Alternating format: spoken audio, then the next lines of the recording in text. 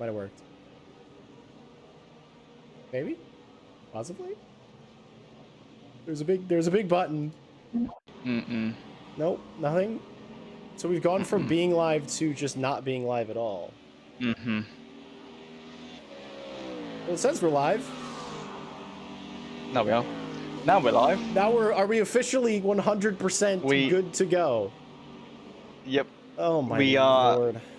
On the YouTubes, we were just watching the red Mercedes going into pit lane, and Jack will now show you a replay of why that Mercedes is into pit lane on lap 4 of this race. Yep, we're gonna do that right now.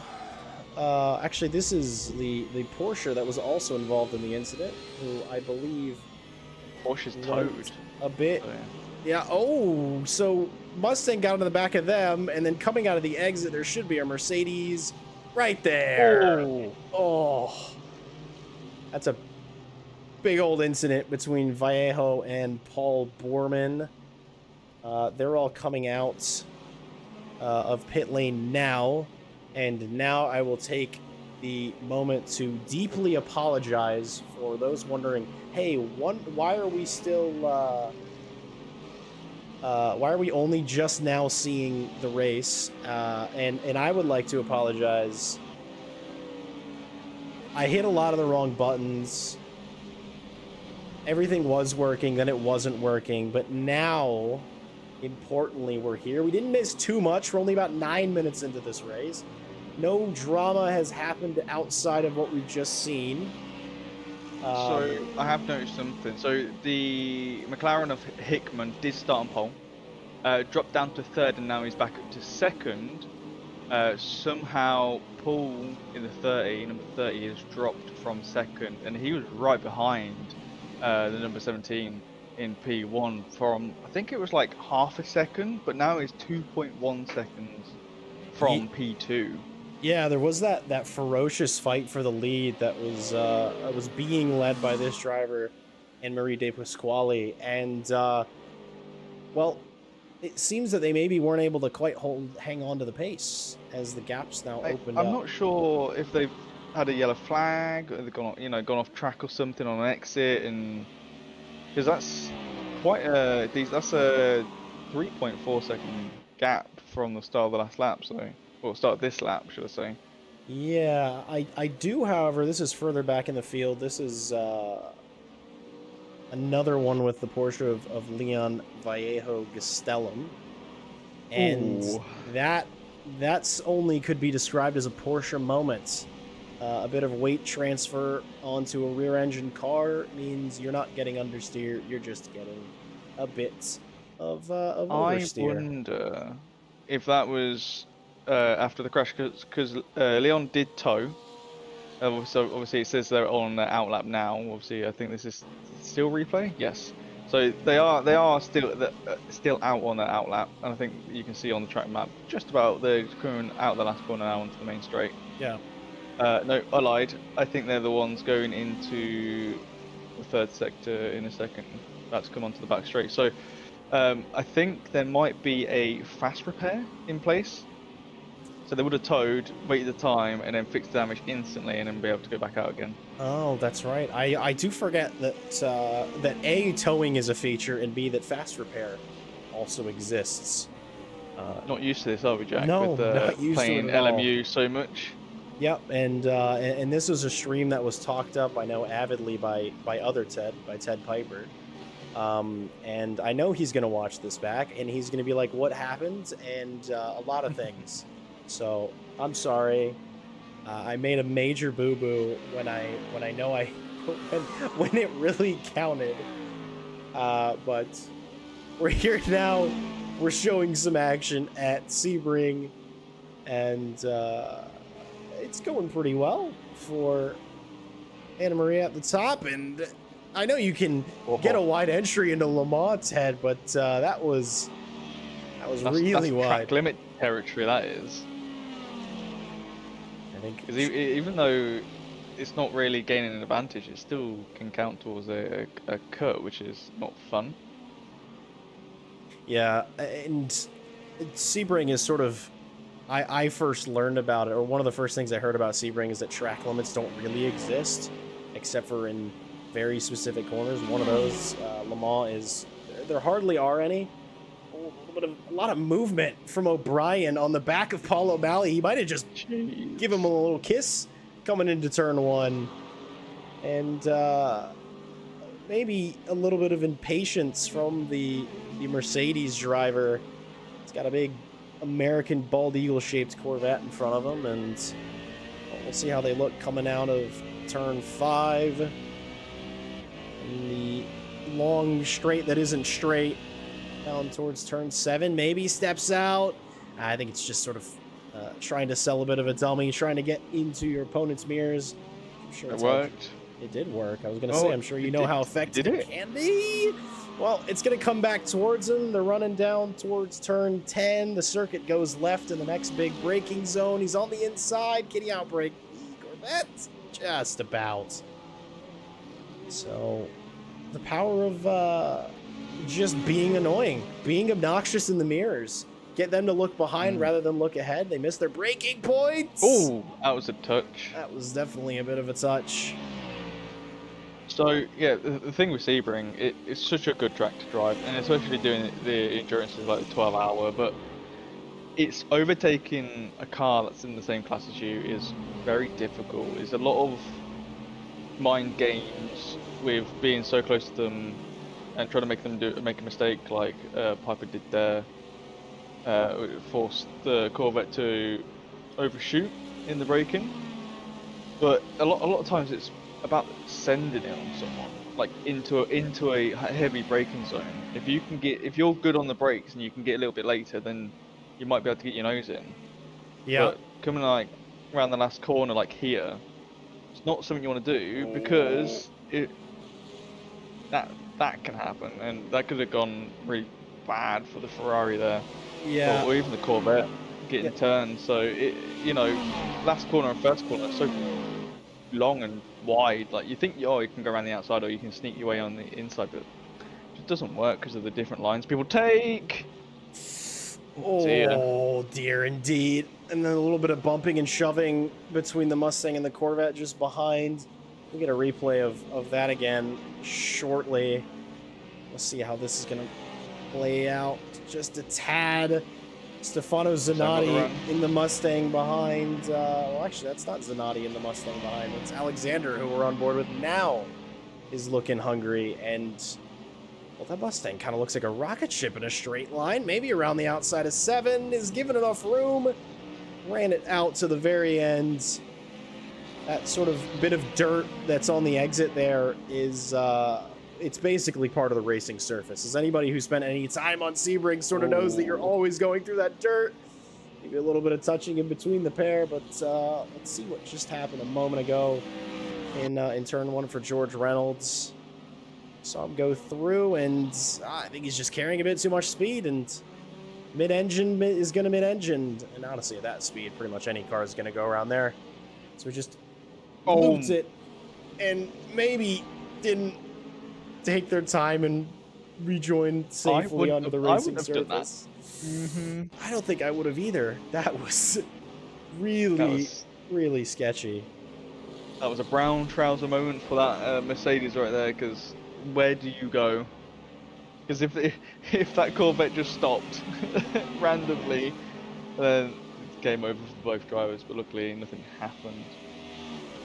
Yeah, it's something that, as a driver, I think everybody's done it.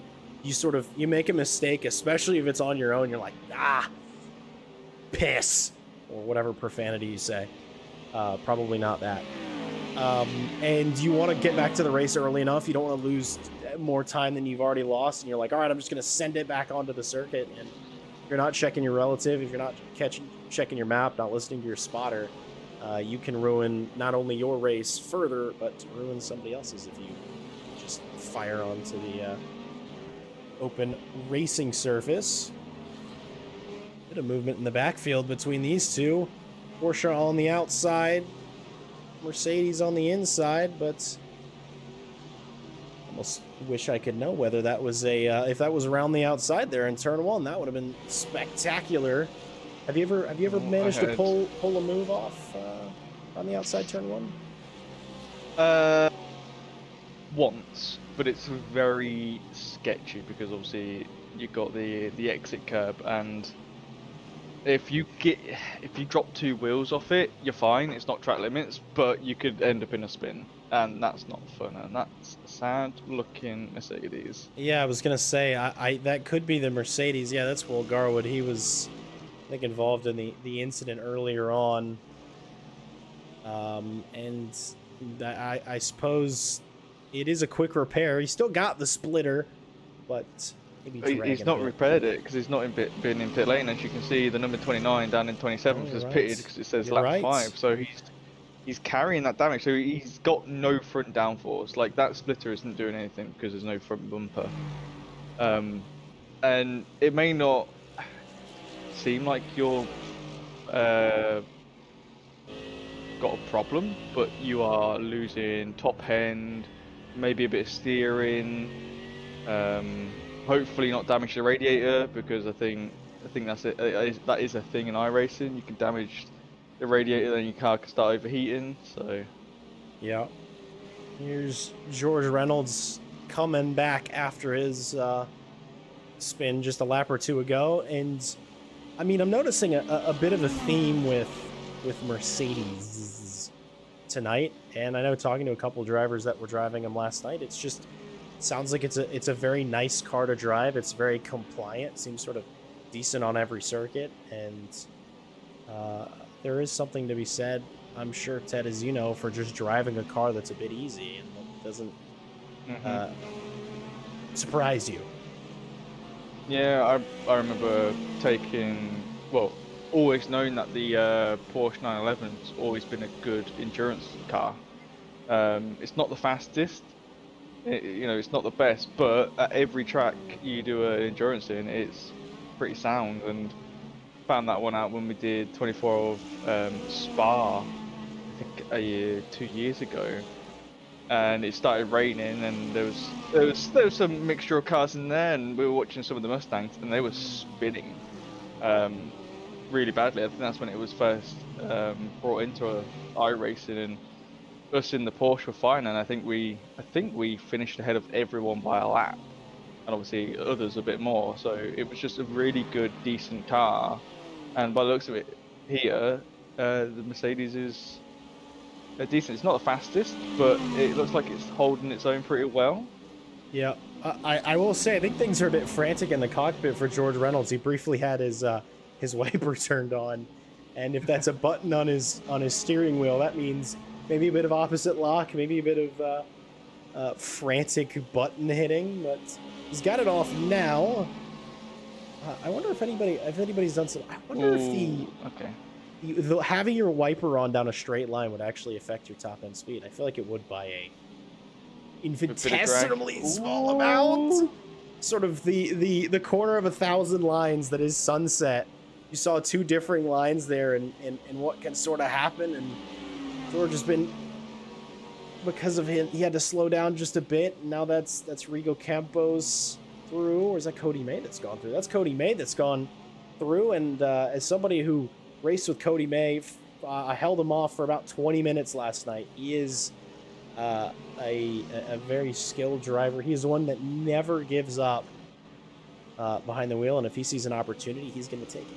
He sent some things on me yesterday that I, through sheer blind luck, managed to stave off. We got a bit of a train here appearing between all the way up to 6th. Ted Piper's leading this train, Ted. 4 different cars. Isn't it? It's just it looks better that way. It looks better because of that. One Porsche going wide, the Mustang having a little bit of a wiggle, but holding off.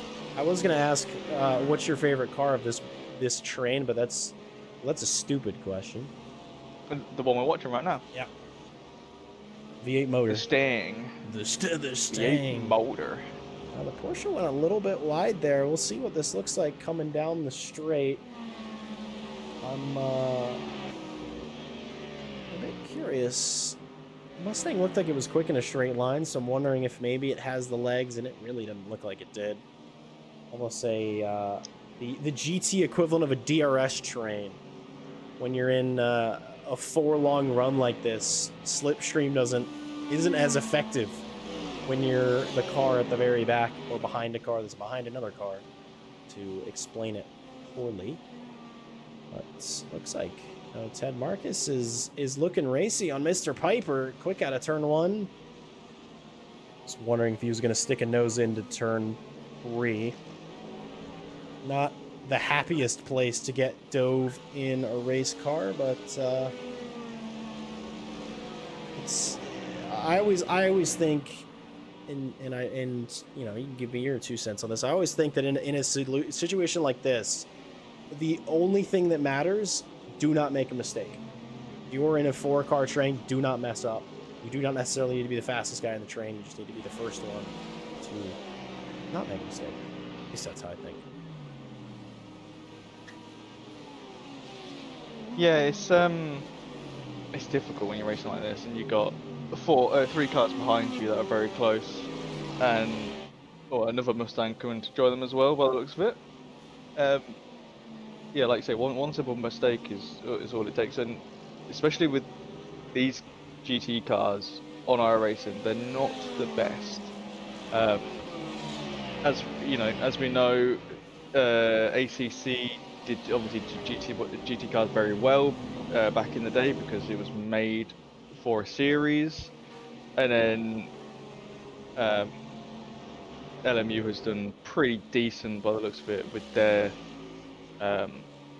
bop on that with the GT cars as well. Whereas iRacing, they don't just have one series or one or a few class of cars. They have quite a lot. Whereas the Mustang just got through on the Porsche. This red Porsche on the left now has lost its front bumper, so that's why it's going wide, because it's not got a front downforce and is losing speed on the straights. But yeah, there's a love-hate relationship with GT3 cars, I think, from all iRacing drivers. Some people really love them. Some people will drive them in endurances if they need to. It's a bit busy. Mustang it's a bit busy. So that's the number 29 Porsche that's Matthew Sosi. They're a lap down.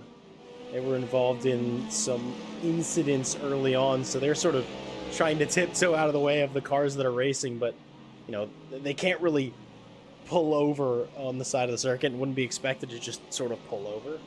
Maybe keep up the racing speed. A late move from the number 20, and he sort of makes it work, pushes the Porsche out just a little bit and said, hey man, I caught you napping. That was a lovely send. No contact. None of them went off the track. Just Mustang got to the corner before the Porsche. Yeah. Seems Paul O'Malley. Yeah, he's coming back. Yep. He's got his time back. This is going to be he has to brake because he's so close to the McLaren. This is another thing. You don't see many McLarens in. Oh! Now that was a move. That was a move. They're side by side. Yeah.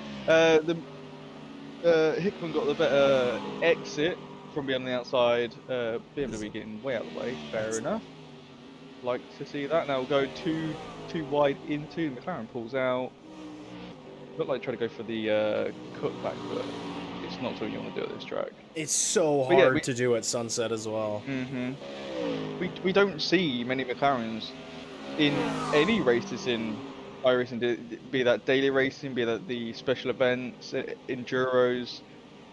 I'm not sure why. I'm guessing it's the bop it has compared to the other cars that could be better.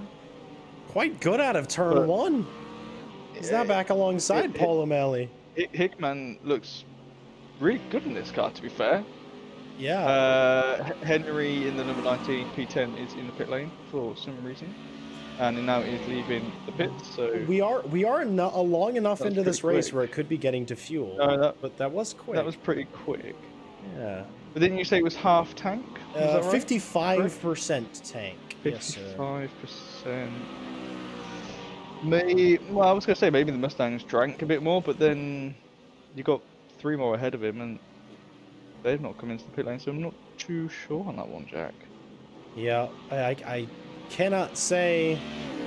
Maybe they underfueled a bit, hoping that they'd be quicker in the end, going for like a 50-50 on the race, but just didn't get the fuel mileage that they were expecting. But I feel like generally you don't see a lot of McLarens in any of the sort of big three GT sims that I think about first, which is ACC, LMU, and of course iRacing.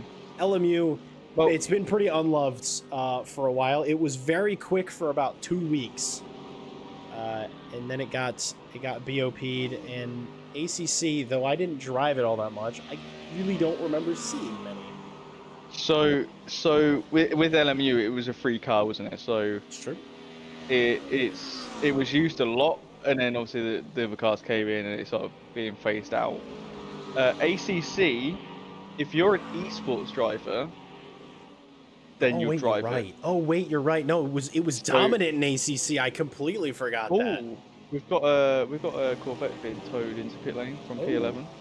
Wait, that's Stefano. Oh no, it's Stefano Zanatti. He was one of the guys I had the pleasure of driving with yesterday, and I wish that I could tune into his microphone right now, because his commentary from inside the car is hilarious. So it's unfortunate to see it's gone a bit wrong for him. P4's yellow flagged and it's staying on. Yep. So when you see the yellow flag, oh, is that there? Oh, maybe. They're firing down the order. It is. Oh, that's broken front. I can already see it. Yep. Oh. Let's see what happened to Mr. O'Brien just moments ago. Is it maybe losing it out of one? Wrist snap. So, a little bit of an unpredictable Aston there, because they moved across. Yeah. When James wanted that line. So, I'm not sure who that was in the Aston Martin, but I'm going to assume that that was not for racing position. They were going awfully slowly. I think they were trying to get out of the way of O'Brien, but it ended up being just, as you said, super unpredictable. And James O'Brien was like, oh, am I going to have room? I won't, and it's too late, and I've hit the back. That sucks. It's unfortunate. Yeah. But yeah, ACC and the McLaren, you have to drive it on the edge of spinning out and crashing, because for some reason, if you underdrive the car, it's not quick and it's not great. But if you can push it to its limit, or P1's in the... Anne-Marie is in the pit lane, so people are coming in. Paul's in, Hickman's in, I guess James... Well, he's got damage, so he's behind on the circuit, so he'll be in. It's one thing I really don't like is right, here comes some drivers. Yeah, pretty much everybody's. Yeah, Piper's gonna take the lead of this race for a little bit, maybe doing a bit of fuel saving. But yeah, that is one thing I'm not the biggest fan of in iRacing in general, is the fact that it won't update positions till the end of the lap. And Ted Piper is leading this race right now, though, because I assume Anne-Marie, O'Malley, and Hickman's pit stalls are after the start-finish line, they are technically ahead. I think that's a bit silly, though I am not the one to comment too much on these things.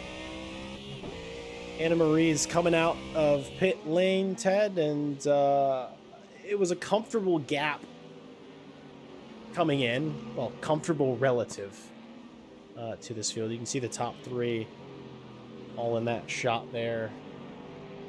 As everybody's filtering out, we'll get a good idea of where everyone is at the end of this next lap. But there is a large, hard-charging group of folks that have all met each other in pit lane, and well, now we got 5 different manufacturers in the shots, which I approve. Absolutely approve of that. And my question is, what do you think? Do you think these drivers are taking tires? I feel like that might have answered our question. Depends.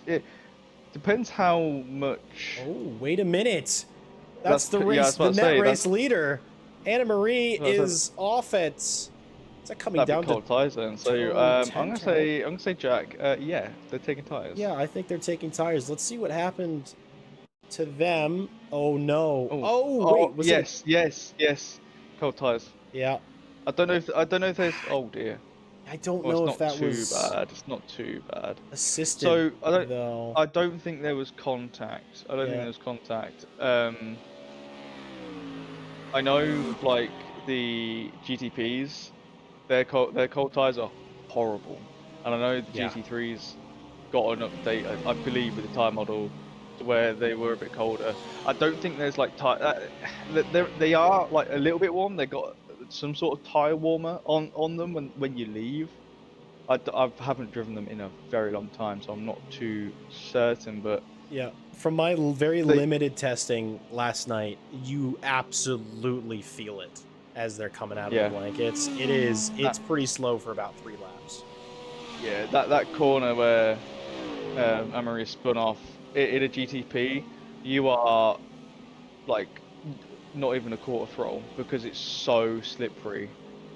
Um, it's difficult, and it just goes to show like that there's that love-hate relationship with these cars because yes, they're slower, and they have downforce, but they're not the greatest in iRacing, and I've got to give props to these drivers. Like it's, as you can see, it's not easy. One little mistake, getting on the throttle too early, which I think that is what happened to Henry there.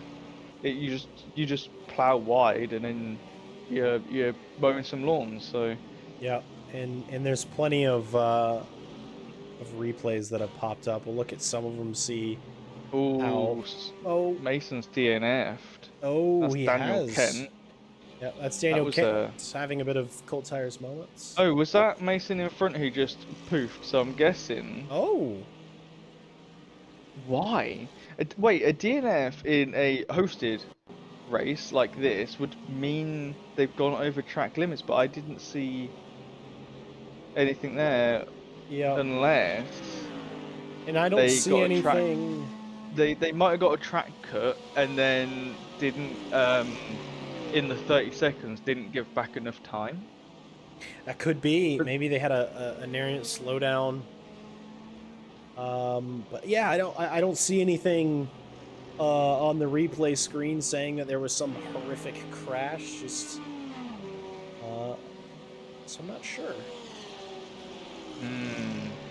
Maybe well, it could have been a network issue. Could have been a disconnect. I don't know how those are handled here. Yeah.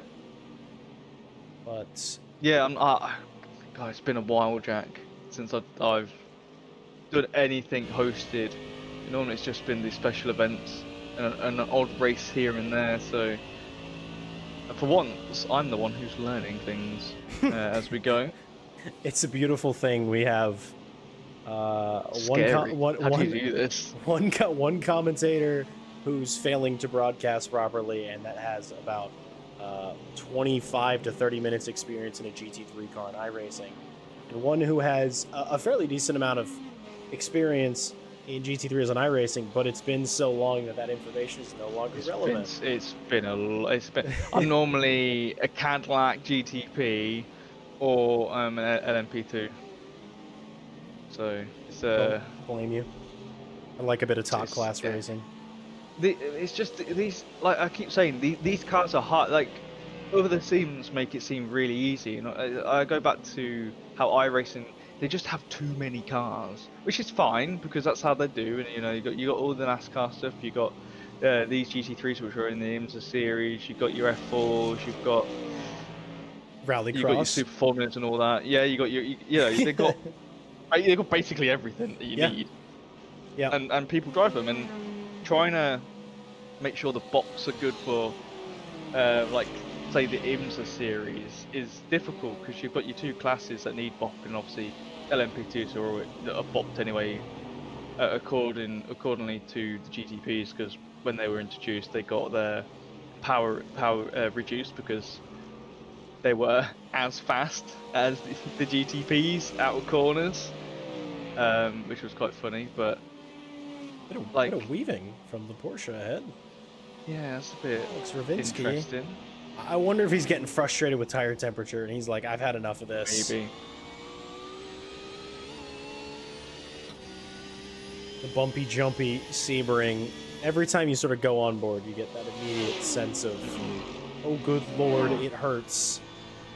And it's like we're watching here. Like coming into these corners, you're not going as fast as obviously as a GTP, and obviously they've got more downforce. But the GT3s on the brakes aren't as good as other sims, and now I'm not sure why that is, but also the physics engine is completely different from what we're used to in the other two sims, because this physics engine has to put up with all the other cars that are in this game. And so trying to get the good balance and how it all works is not easy. But I mean, iRacing done really well. The weather model is superb. It's the best ever. Like, and I wish it was in more sims. Oh, absolutely. The tire model is actually decent, as much as it's horrible in the GTPs, especially in the wet. Like, you have to be focused at all times. It's not bad for what they have. The only thing they need to fix is that netcode. Yeah. That's the biggest thing. Which, if you haven't noticed, those of you who are watching live or who will be listening in the future, we're both biased towards a certain three-letter sim designed by a three-number development team, and that was sort of my first, like, really getting into a sim and getting into it competitively. I raced ACC for a while, but I was very much still learning and wasn't very quick and didn't really race a lot. But the fact that the netcode is such a way in LMU that you can be door to door in extraordinary high speed corners and for extraordinary amounts of time, and with no fear of anything weird happening, it makes it tough to come back. But I do have to say, Ted, definitely enjoying watching. This is that's the thing. It's still good to watch, and it's still decent to race. Like, any sim has pros and cons. Like, you will never have a perfect sim. I think if you put all three together, you'd have a perfect sim. Yeah. But you've got to remember that three-letter sim is brand new, basically, compared to what iRacing is, which is how old now? Like, it's been here for so long. Like, you can tell by the graphics that it's older. It still looks better than what it used to be, but it's not as pretty as some other games that are coming out now and that. Like, this still looks good. You can tell by some of the trees and shadows and all that sort of stuff. But when you're racing, you don't care about that. And yeah, it needs performance optimizations, and they did bring out the new UI, and they do want to do graphics improvements, but without them making a new framework or like basically a brand new game, they won't be able to get there. I mean, they got the sun. They updated the how the sun works, how the lighting works, and that was quite a big improvement. Obviously, the rain works, the racing line, and then when it rains, you have to go on the wet line. That's so cool. I love it, because you have to change your driving style. Like, it is, they got good things. But then it will cost them so much to fix all the broken things. It's true. And they do have the budget. Yeah, they have the budget. How much money that they make, but I know it is. And it's like, people, you got to look from a business point of view though. They have all this money and, like, subscription, people buying cars, tracks, whatever. But then to dump that much money into fixing everything or making a newer game, like iRacing 2.0, would be so much money. And then how would you, if you made another game, how would you then be able to tell people, you're now going to pay a subscription on this, or would your subscription work for both? And would you have cars and tracks on both from what you had before? And like, that would be a lot of headache to get through and work and sort out, and you know, because some people have, I know that there's a few people that have paid for every single bit of content in this game from like day one. Yep, I think it is well So, over $2,000 if you want every piece of iRacing content. I think, Which- yeah, I think it was like £3,000 is what I calculated to one day. Oh, well, there you go. I'm entirely wrong. We'll call it $4,000. It's you don't think it's 4,000 expensive, US.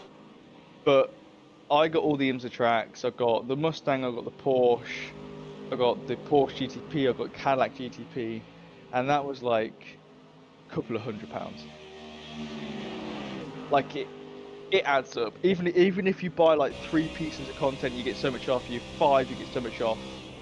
It's still it's still expensive. Somebody in chat, very, very biased. Yes. Well, you give us a forum to talk, and we will talk.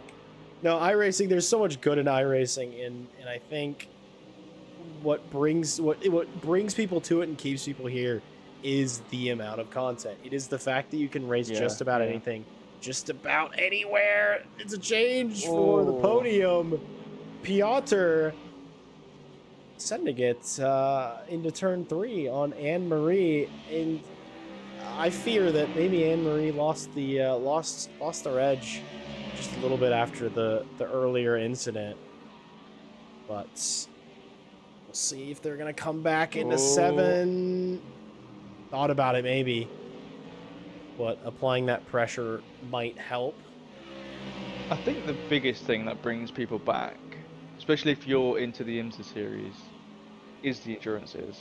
Or even NASCAR. You've got the you got like Daytona 500 and stuff. Like I did the Daytona 500 for the first time, and I got a 2nd place. And I had our good friend Jesse.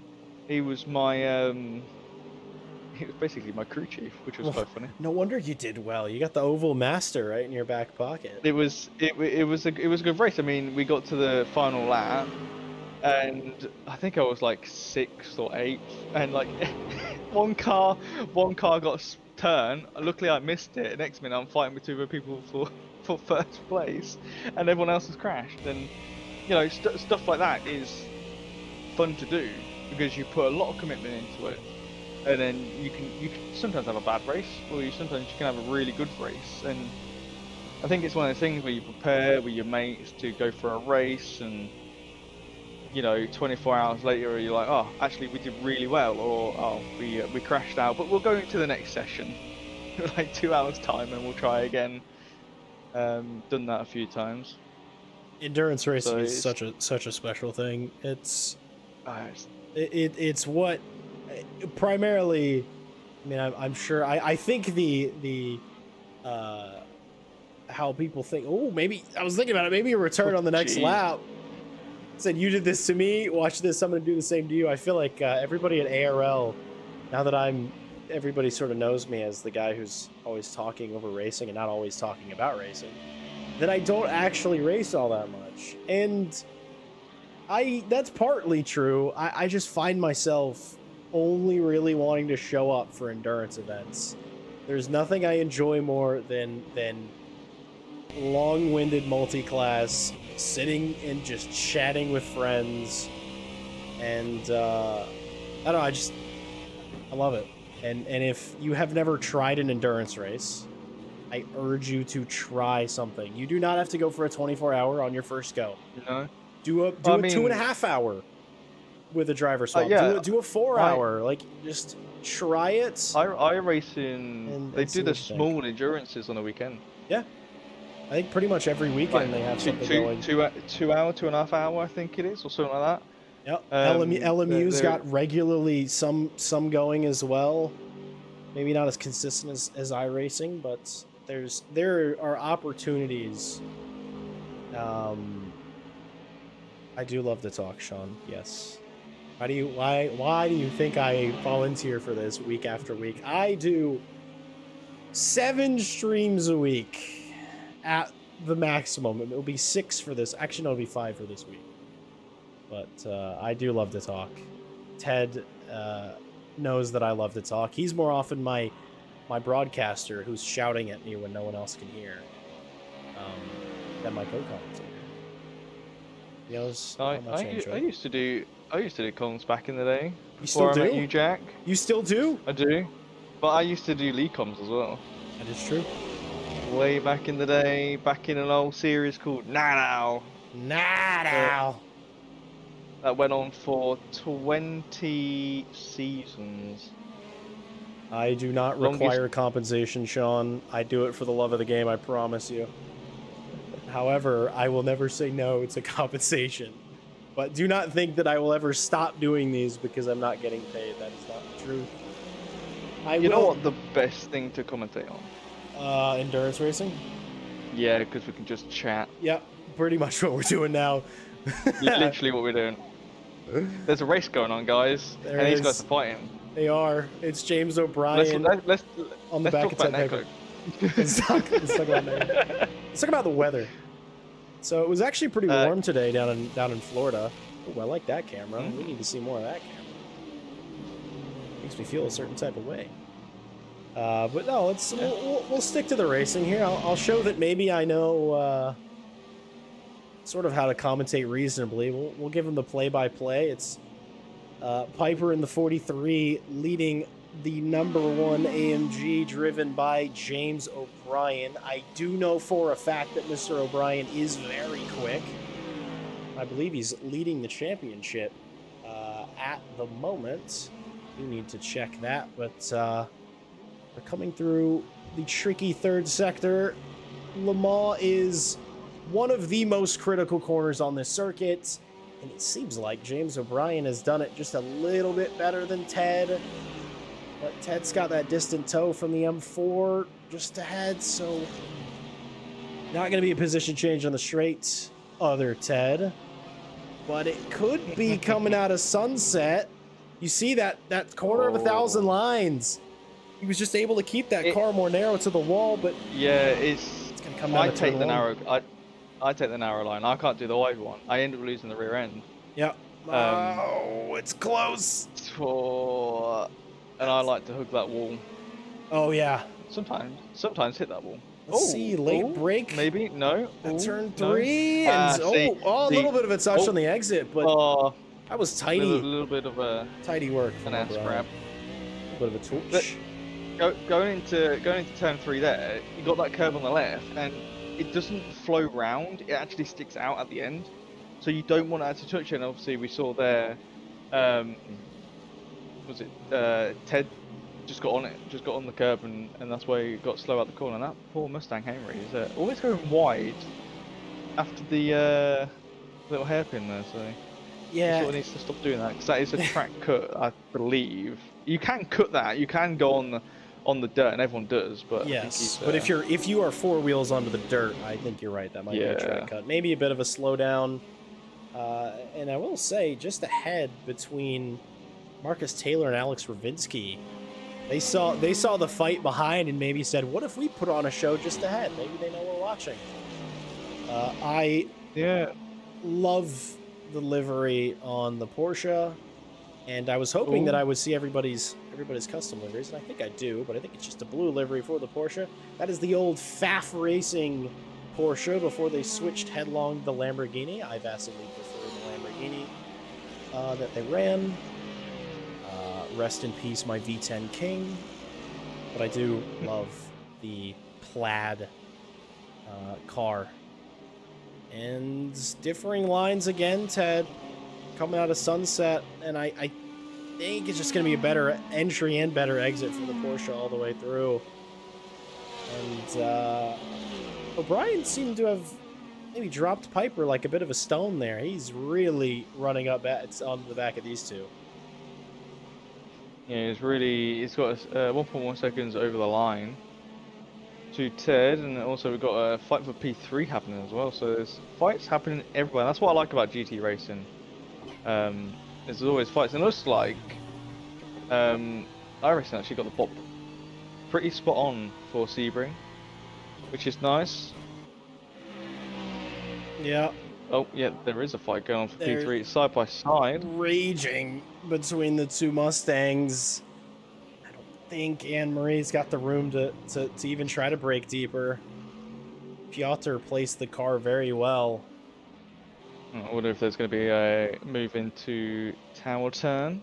Ooh, maybe. Ooh, you can do it. It's very sketchy though, because it's not a low. It's a mid-speed corner. It's like I think it's like gear 3 in these. So it's still pretty quick. But all the way through here, you do not want to make a move. Like there is no physical way that you can do it. You can do it into Le Mans here, but you want to get a good exit. Yep, and maybe not the best exit for Anne-Marie. If you're ever touching the grass on the exit, it's usually not a good thing. I will say I noticed that the curb, if you go over the curb, nice crack in the background. Sorry. No, it was good. It was crisp. It was crisp. It was good. I've noticed that it's a soft drink. It's a fizzy beverage. A fizzy pop, as maybe they say. Well, I was gonna say it's a soda. Well, that's what we call it here. Soda. A British guy saying soda sounds very weird. That sounds a bit strange. But what I was gonna say is the exit curb at Le Mans. I've noticed when I was driving it yesterday, you kind of can run wide without too much penalty in terms of pace. In Le Mans Ultimate, it's almost a steep drop right off the end of that curb. So once you go off of it, it's just you are screwed. It seems that these guys are able. That's what I like about. I don't know when this was last scanned, because I know iRacing goes back to the tracks and scan them, but obviously I can tell you this was super recent, because once we get back onto the Ullman Straight, you will see there's the pedestrian bridge that was built as of within the last year, because it did not exist previously. And to answer your question, I am running trading paints, or at least I made sure I was running it before I joined the server. And because everything was very frantic, I didn't check it to make sure it was working, and clearly it is not. So I apologize, though I did try my best.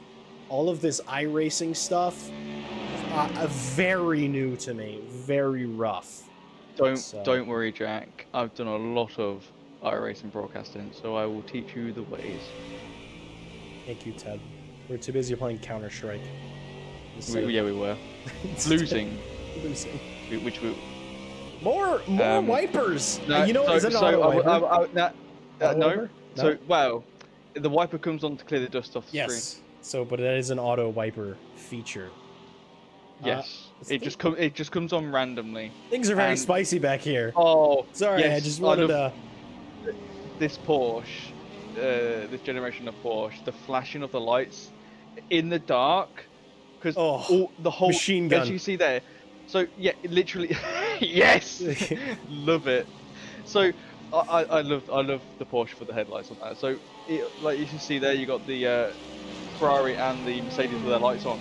If the Porsche had their lights on and they flashed, the lights will cut out altogether when it's flashing. I believe. I'm trying to remember. I think there's another car that does that. It might be the Corvette as well that you can see ahead. Maybe. I think it does the same thing, where it doesn't just sort of high beam or flash its sort of running lights. No, it dips the whole ass beam. I remember when it came out in ACC and we had a night race. Yeah.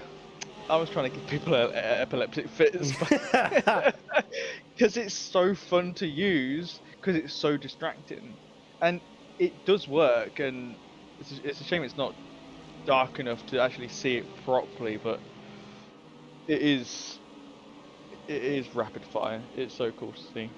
Yeah, and also, I, even though I said about it, Ferrari. So it is a Ferrari.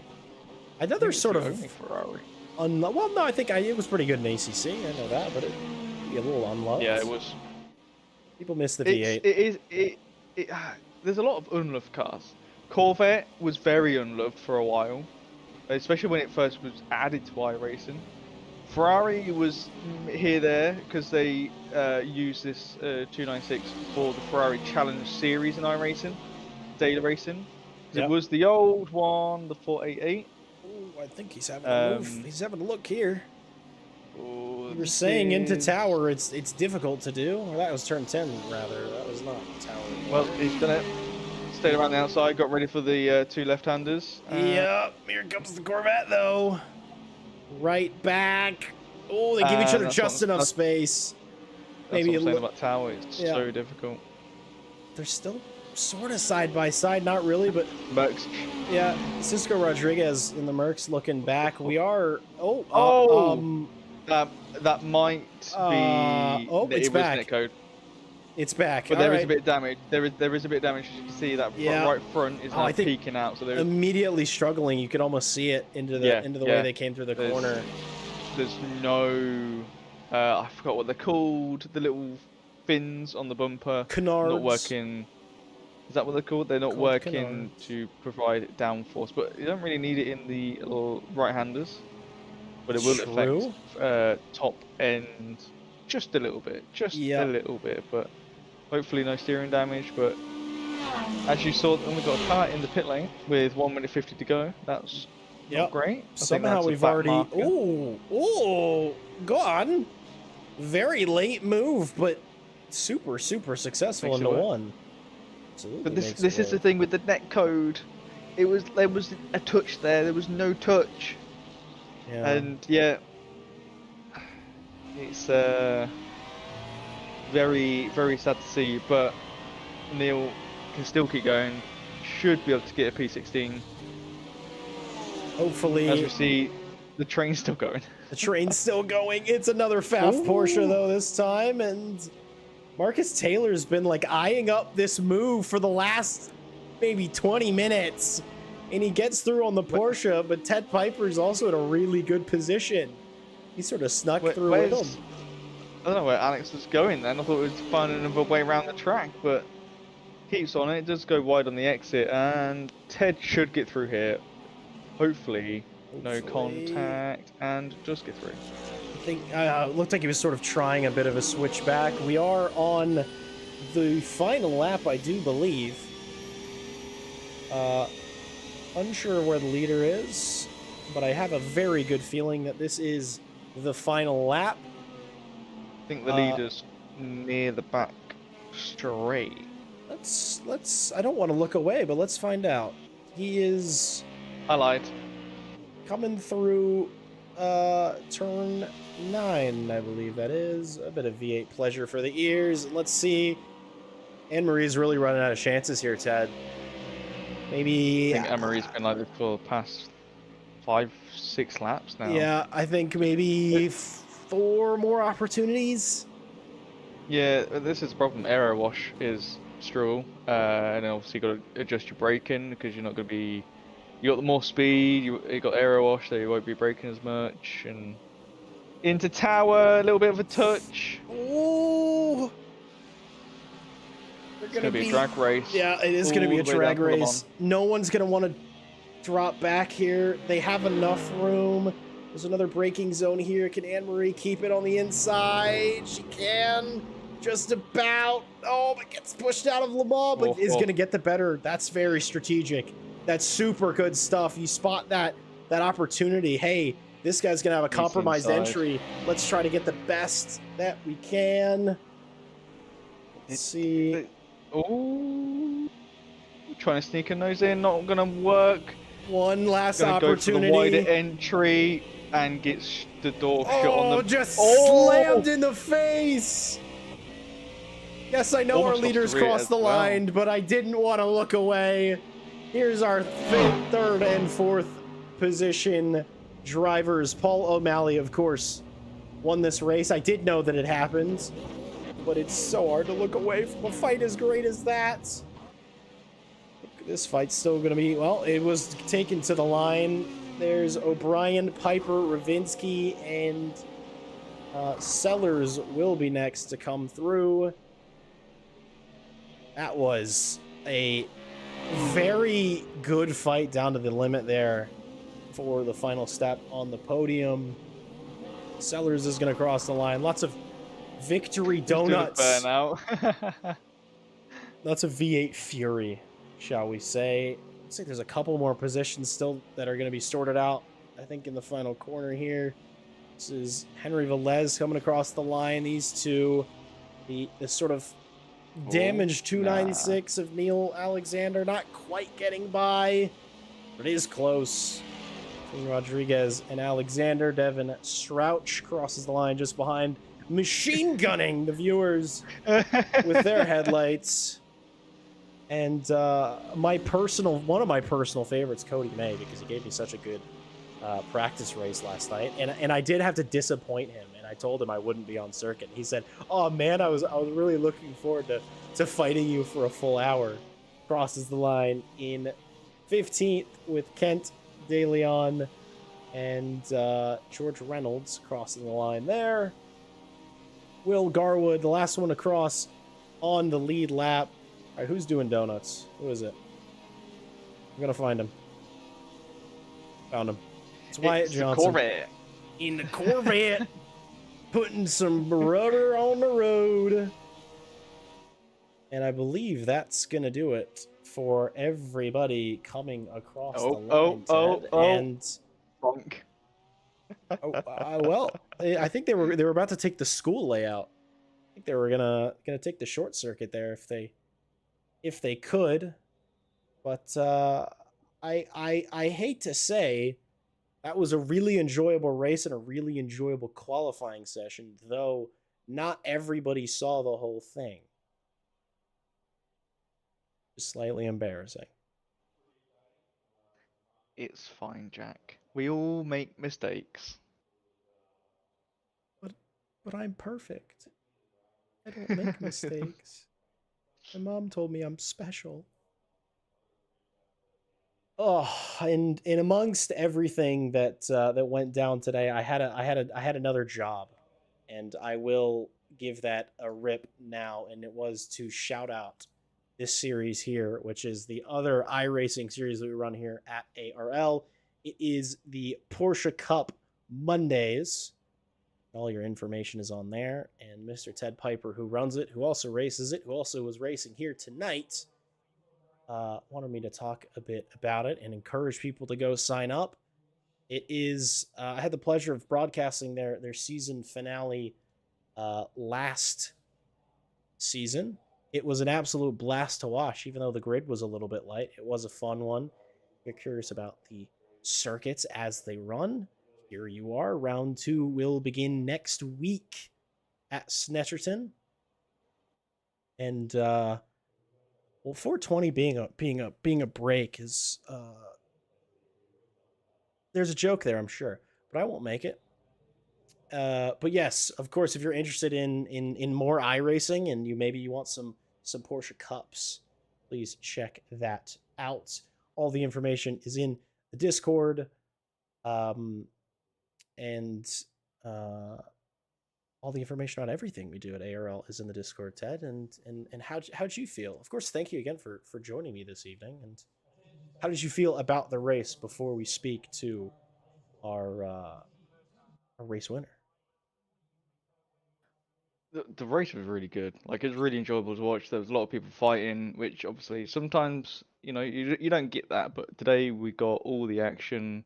Quite a few mishaps with some drivers, either missing corners, cold tires, having to play with Anne-Marie leading, and then the Porsche at the start of the race, 4 laps in, having a spin out of Le Mans, and poor Mercedes didn't know where to go, bless them, because they got trapped from the inside and didn't want to take to the grass and found a Porsche. But it was really, really good to watch, actually. I really enjoyed it.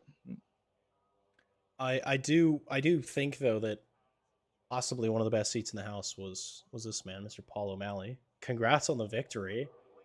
I mean, you maybe weren't the fastest on track, but you didn't make a critical error. How was that for you tonight? Oh, thank you, but I don't know if I agree. My spin early on kind of was a critical error. I think 9 times out of 10, I don't drive away from that. So I got lucky there, but that was a lot of fun. I was really looking forward to battling with Anne-Marie once I caught back up, and shame that she lost it and went around. I think we were going to have a good fight. First thing, did you take tires in the pit stop? No, I did not. See, I know for a fact, based on watching Anna Maria, she came out of the pit lane, she took it, and now I also see her in the Discord chat saying that maybe that was the error. So quick and strategic for Mr. O'Malley. Of the circuits we have on order this season, what is your personal favorite? Let me do a refresher. I've been so locked in on Sebring that I gotta look and remember where we're even going. You know, I'm gonna do the same, but I know next week is Most Sport, which is a personal favorite of mine. Highly underrated circuit. I wish they would let the GTPs loose in IMSA around Most Sport. That would be awesome and terrifying. Mustsport is a fun time, but I think of what's coming up. I'm probably looking forward to Barber the most. I don't get to race there very often. That one doesn't get in the rotation much. In the 3 years I've been doing iRacing, I think I've done that track one time, and it was back 2 years ago when I was still doing GT4s. That's definitely the one I'm most looking forward to. After that, probably Watkins Glen. That one's just always a good track. We had a really good race there too in the preseason, so I think that's going to be a good one. Another Glenophile. I'm not a Glenophile myself. I don't understand the rush. However, though, it does produce superb racing, so maybe I shouldn't hate on it too much. You know, I wasn't either for a long time, but there's another league that I participate in which did that track every season for like 6 seasons straight, and it kind of grows on you when you're doing it that much. Fair enough. Maybe I'll have to do a Watkins Glen specific league. All right, guys, 6 rounds, Watkins Glen every single week. Maybe I'll learn to. I'm down. maybe we need to put that forward to the higher ups. Mr. Edwards, any questions for our Victor here at Sebring? How is the Mustang now? Because obviously, like Jack said, you got the pace in there, and there's a lot of Mustangs in the race today, and they all look pretty solid, as long as you don't take tires, obviously. But yeah, how is the pace? How is it to drive? Because I haven't driven that car in a very long time. Up until this last season, I couldn't drive it at all. I spent a lot of time in the Mercedes, and I think that just got me accustomed to front engine cars. Before that, I was much more a mid-engine guy, raced the McLaren and the Corvette a lot. But I did a league with a friend, and he wanted to race the Mercedes, so it kind of forced me to learn front-end cars. And I don't know, I can't really put my finger on why I've gotten the feel for it now, but it's easily the best car for me for driving. I think it punishes you if you go too deep on the brakes. So as long as you are really cautious on your entries, it's really easy to get smooth power out. The fact that it's naturally aspirated, you don't have any turbo spool up, makes it very predictable on exits as long as you're not carrying too much speed in. So I don't know. That's my non-professional 2 cents on it. Well, no, a great race, dude, and I just think, I'm a Mustang lover. I love the Mustang, always have and always will. I just think it's the best car there is. Oh, the thing is a symphony. I love it. Half the fun of driving this thing is listening to it for an hour. I think the Lamborghini sounds better. You don't get bored. Jack, sorry, there's no Lamborghinis here. You do not have an input. It's true. There was not a Lamborghini on circuit. The only Lamborghini near Sebring in the past 2 days was me last night. Sounds so good, though. But, well, Paul, congrats again on the victory tonight. Hope you can carry it maybe later into the season. We're only just getting started, so maybe thinking of a run towards the championship. It's going to be a tough fight between James and Anna Marie and Michael. I think we're going to have some really good fights this season. It's going to be a lot of fun, and it is anybody's championship, I think. Awesome. Well, any final words, any shout outs you want to make before we let you go? I just want to say thanks to George and Ted for putting this on. This is a great league. I have a lot of fun here. Jack and Ted, thank you guys for doing the coverage and giving us something to watch. I'll be watching this back tomorrow while I'm enjoying a day off for Good Friday. So appreciate you guys doing all the coverage and everything that's done to make this thing run. I'm just having fun being here. Absolutely. We'll ignore the first 8 minutes of the race being missing. That I sorry. That's okay. Several major boo-boos happened tonight. I think my error was in that first 8 minutes, so we're just gonna stop talking about it like it didn't happen. I was gonna say we What didn't error? see it. What We error? didn't What are see you on it, so I'm about? gonna imagine it happened then. But I don't know what you're on about. but Paul, thanks for racing tonight. Of course, congrats one final time, and hopefully these broadcasts can happen more, and maybe we'll be speaking with you again. Thank you guys. Have a good night. Mr. Ted 2 or Ted. I think you're Ted 2 tonight, Mr. Piper. I see you jumped My in TED here. 2? You're Ted. You're Ted 2 because you hate Lamborghinis. You're Ted 2. Oh my gosh. I saw you were in here. Any words from you? It looked like a pretty solid race, pretty solid fights, but I figured you were here maybe for other reasons. I thought the fuel save was gonna do better for me. I saw you Didn't. got the extra lap. I did an extra lap.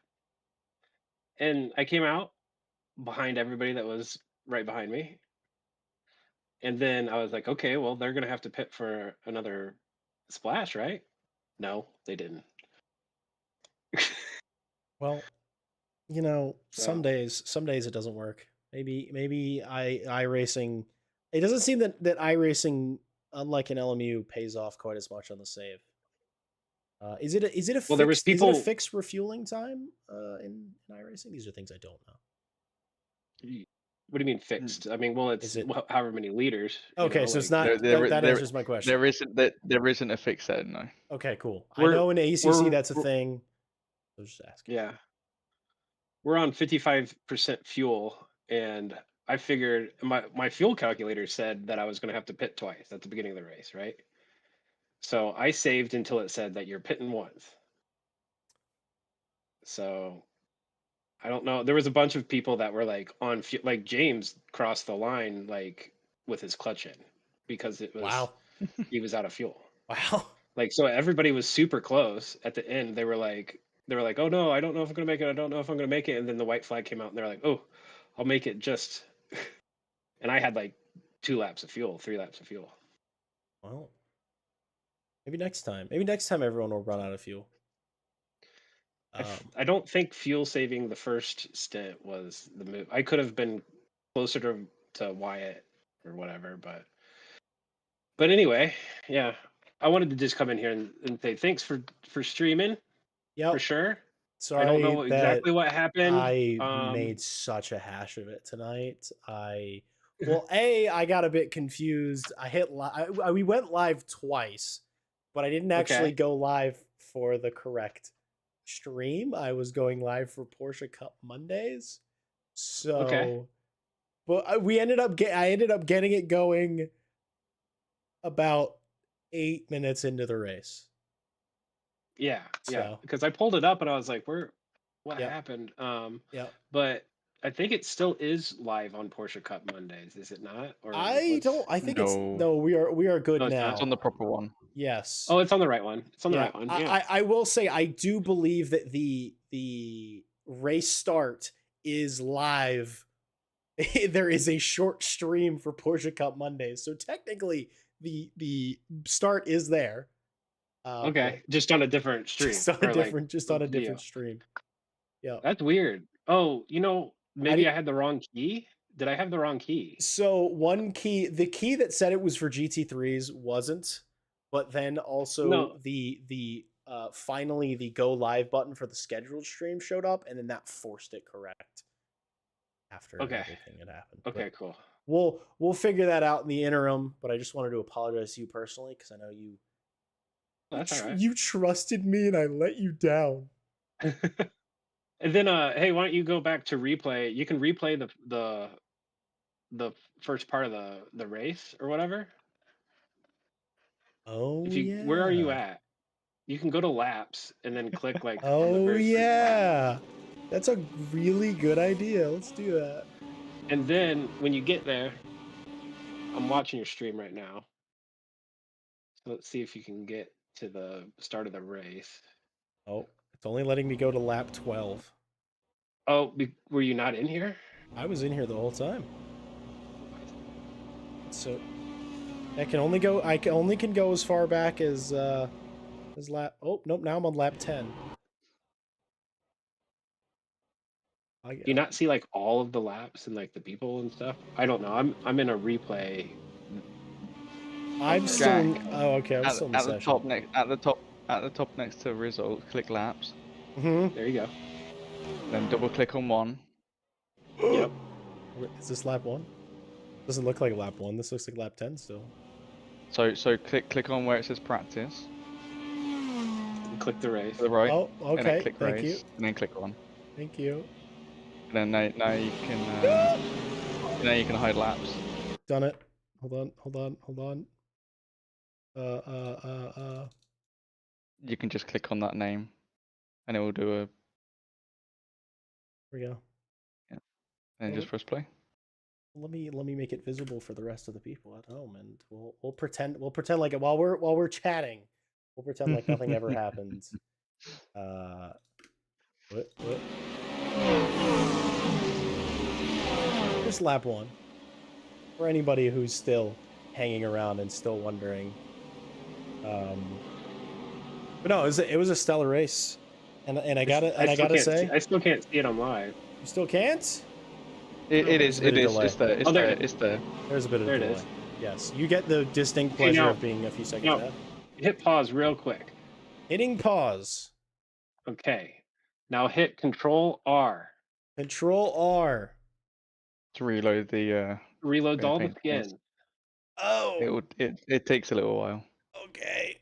I had it running before I joined the. I had Trading Paints running before I joined the session. So Yeah. If I'm it's confused why it didn't work. well, I don't know. Did you? And it's running now. Well, it looks like everybody's Right. got the same liveries that they did. At the start. Trading Paints does this sometimes. And it's Which I Trading will Paint. Is I'll go running. over it in the interim. These Yeah, car- I'll go over these it cars, in the are- interim. these cars with are them. all the same. Welcome to troubleshooting. Except we're doing it Yep. live. Yeah, we're troubleshooting right now. Yep, Yeah. for sure. But So everything does your is. This Trading is. Paint like signed in and everything like that? Like I think so. sometimes I close it and open it back up, and then so that's just I one of don't those know. things. Figure it out. Okay, Just one of those I've reopened it. We'll try and refresh and see if it changes anything. Which there they go. Okay, so I just had to close it and reopen it, and now suddenly. Okay, now I know. I'll make sure to look out for that for next week. People were complaining that there were no custom liveries. I put in the effort. I just It's okay. know all the buttons. Um, Now I do. I just you're learning a new skill here. Correct. Yes. For the final time, this is the very first time I've ever broadcast on iRacing. I have basically no former experience, unlike with Le Mans Ultimate, and I haven't done ACC and AMS2, where I have a lot of time in the sim already, and I know how things work. No clue how things Yeah. work in iRacing, but there we are. I will let this run in the background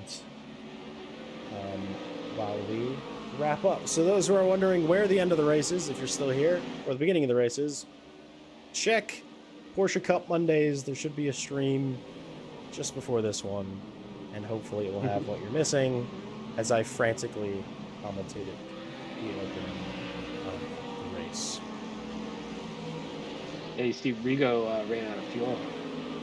He's Oh. talking in.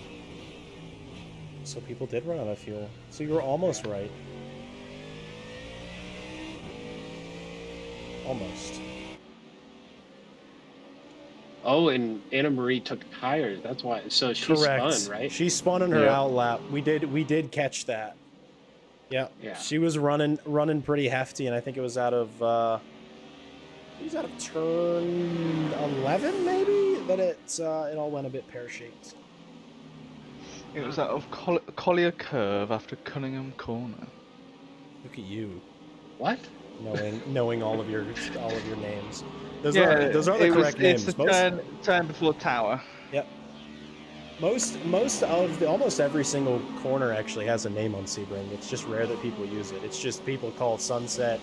Well, turn 1 and and- turn 2 is just called turn 1, turn 2. That is true. They don't have names. There's Sunset and Le Mans and Almond Strait. That's pretty much all everyone talks about. Turn 7 is called the hairpin, so everybody gets that right. No, it was a super entertaining race, and the numbers didn't disappoint. I know you were a bit nervous last night. We were talking, and you said, "Man, I hope people show up." We had 30 cars on the grid. We had 30 cars. It was absolutely excellent. I plugged Porsche Cup, albeit a little bit late because I didn't want to do it mid-race because there was always stuff happening. No. It's exciting. Yeah, no, you don't. It's great. You gotta get in here for quali and then. We were here. Yeah. Just I hit go live, but it did not work. Dang. But my quali lap was. I got 6th. That was fantastic for me. I was stoked on that. And then Wyatt comes in and does like 4th. But it was that was definitely a good race, and we've been talking, like, if we can keep these numbers up and we can keep people coming and whatnot, we're gonna do a classification. Yeah. So we'll.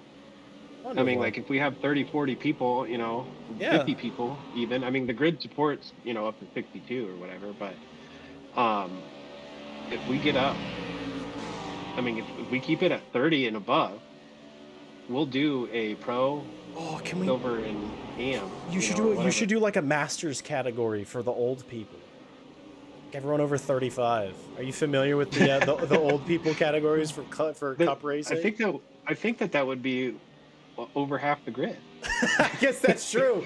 I guess that's absolutely true. Well, you can choose whether or not you want to race in it. That's the thing. You can run in pro or pro-am, or you can run in the masters. Or what is I think the Mustang Cup calls it Legends. They call it the Legends category. And I want to drive in the Legends category. Yeah.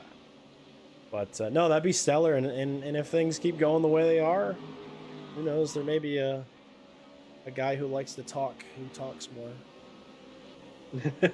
We'll figure all that out. But did you see me and James going side by side for like most of the?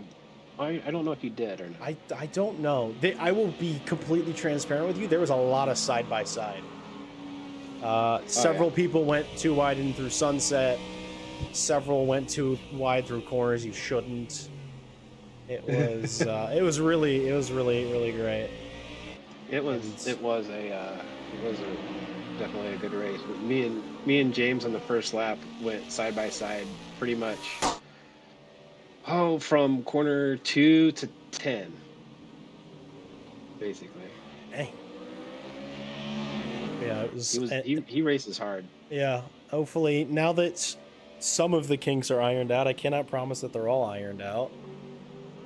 I'm sure that the show will be better in the future. From now on, people will be able to see their liveries. The stream will start on time. We'll see qualify. All the good normal stuff. But it was good. Thank you, Mr. Cody May. I miss racing with you already. It was you didn't have a Lamborghini ahead of you for the full race. I think it was worse for it. But I think we will draw this thing to a close for tonight. Perhaps we'll be back in the future. Any final words, either Ted? Both Teds? Just thank you guys so much for doing this, and visit ARL or AmericasRacingLeague.com if you want to race with us. Porsche Cup Monday, GT3 Thursdays on iRacing, but then we also have AMS2, LMU, and Rally. Rally's got like 48 people in it. Crazy. If there's a discipline or a sim, there's a chance that it's happening. If you have a free day, there's a chance there's a race going on at ARL. And it's also a really good community. I mean, we have fun here. I think we do.